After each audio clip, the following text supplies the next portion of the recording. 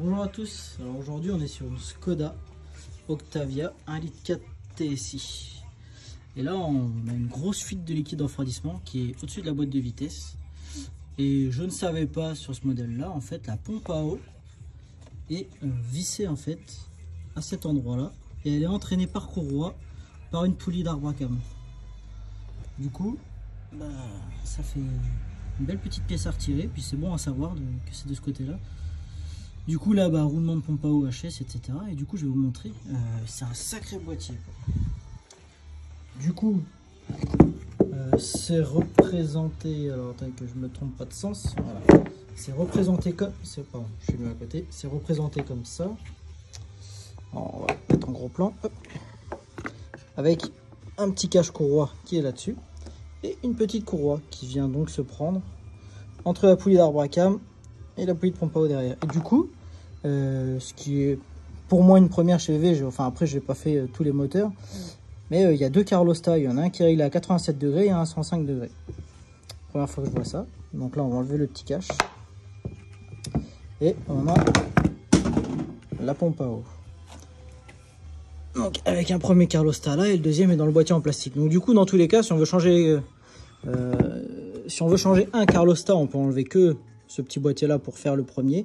Par contre si on veut changer le deuxième Carlosta, on est obligé d'enlever la pompe à eau complète parce que c'est vissé par derrière. Et là je sais pas si on va entendre, mais voilà, c'est bien carré. Pas mal de jeux. Et ça c'est une voiture qui a 120 000 km et qui est de 2012. Donc 120 000 ça fait pas beaucoup. Mais bon, on arrive dans les délais de la distribution. Donc du coup il y a une distribution à faire aussi sur ce moteur là. Je ferai peut-être une vidéo. Et du coup pour vous expliquer un peu le démontage de tout ça, moi je me suis fait un petit peu de place.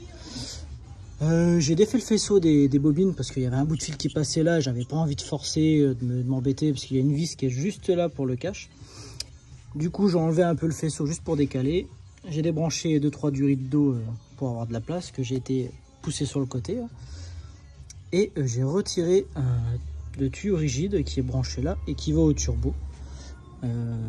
Ça c'est juste un tuyau à mon avis pour faire de la dépression. Je connais pas ce moteur là, donc c'est vrai que c'est totalement différent d'une conception habituelle que j'ai des moteurs Volkswagen, mais voilà. Il n'y a pas d'eau, il n'y a pas d'huile en dessus, on peut le défaire sans problème. Après faut sûrement remplacer les jointeries qu'il y a à chaque extrémité. Voilà, c'est le tuyau comme ça. Il est vissé comme ça. Et on est obligé de l'enlever parce que sinon on peut pas passer d'outil pour aller défaire la vis qui est sur le côté.